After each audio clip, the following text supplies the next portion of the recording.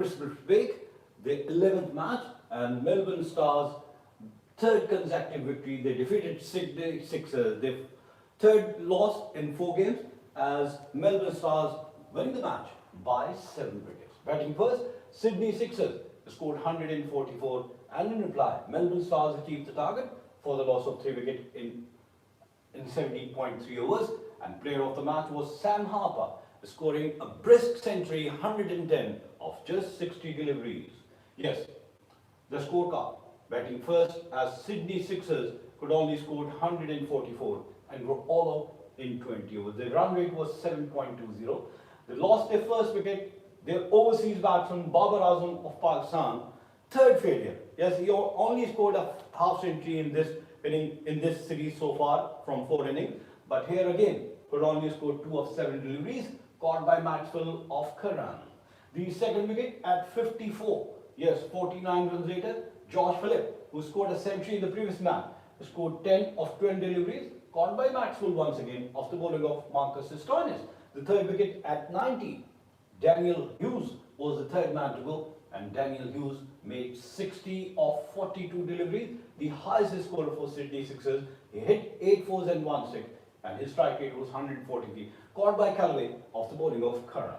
The fourth wicket at 103, 13 runs later, Moises Hendricks, the captain of Sydney Sixers, was out after scoring 18 of 19 balls. Ran a ball he played, and he only won 4, caught by Swapson off the bowling of Peter Siddle, the 41-year-old fast bowler. Look at his fitness and his performance and his speed as well. The fifth wicket at 112, Jordan Silk was the fifth man to bowl, scoring 12 of 13 balls, caught by Curran of Siddle, and the sixth at 118, Jack Edwards was the sixth man to go, scoring only 11 of 6 deliveries, caught by Siddle of Curran. The seventh at 130, Ben Dawson in the 18th over, and Ben Dawson could only score 5 runs, caught by Stoinis of bowling of Pakistani fast bowler Haris Roth. The 8th wicket at 130, Joel Davies was the 8th man to go in the 19th over, and Joel Davies made 8 runs, caught by Maxwell of Siddle, while the 9th wicket at 137, Sean Abbott was the 9th man to go, scoring 3, caught by Harper of Stoinis, and the 10th and final wicket, Ben Meneti on the last ball of their inning, as Sydney Sixers were all out for 144. Now the bowling of Melbourne Star, Glenn Maxwell, 2 overs, 18 runs and no wicket. Tom Curran, 4 overs, 1 meeting, 26 runs and 3 wickets. 6.50 was his economy. He was hit for 3 fours and 1 6. He bowled 1 wide ball as well. Peter Siddle, yes, I'm talking about the 41 years old fast bowler. 4 overs, only 23 runs. He uses his experience and also taking wicket, 3 wickets, 3 for 23 for Peter Siddle with an economy of 5.75. He was hit for only 3 fours in his quota of 4 overs.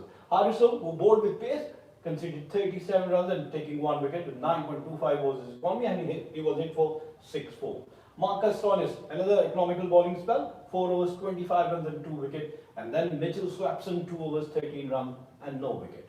In reply, Melbourne Star chasing a target of 145. Yes, Melbourne Stars were chasing a target of 145, which they achieved for the loss of 3 wickets in 17.3 overs. As they lost their first wicket, their start was also very poor, and they lost their first wicket. Joe Clark was out without scoring, clean bowled by Sean Abbott, and then the second wicket fell at 55. Campbell Callaway was the second man to go, scoring 14 of 19 deliveries, hitting 2 fours. The third wicket at 139, Jonathan Marlowe was the third man to go, scoring 14 of 21 deliveries. But what a batting performance from Sam Harper, the wicket-keeper batsman, is scoring an unbeaten 110 of 60 deliveries, hitting 12 fours and 6 sixes. And look at the strike rate, 183. And he was supported by Tom Curran, who made 2 runs, as they achieved the target for the loss of 3 wickets in 17.3 overs, inside 18 overs, and they scored their runs at 8.28 runs. So a convincing victory, which helped them to top the points table, and also with the net run rate as well. Sean Abbott, 3.3 overs, 30 runs and 1 wicket. Jack Edwards, 4 overs, 33 runs and no wicket. Kane Richardson, 2 overs, 41 runs. Yes, a very expensive bowling performance from Kane Richardson. 20.50 was his count, and he was hit for 5 fours and 3 sixes. And then Ben Dosh's 3 overs, 18 runs and no wicket. Joel Davies, 4 overs, 16 runs and a brilliant bowling performance from Joel Davies. 2 for 16 from his quota of 4 overs, and he was not even hit for a single boundary in his 4 overs. Van Manatee, 1 over 6 runs and no wicket, as they lost the match by 7 wickets. Now the points table of the Big Bash League. Melbourne Star leading with 6 points from 3 games, winning all their 3 matches with a net run rate of 1.38. Hobart Hurricanes are number 2. They played 3 matches, won 2 and have lost 1. They have 4 points and their net run rate is 0.50. Third is Perth Scorchers.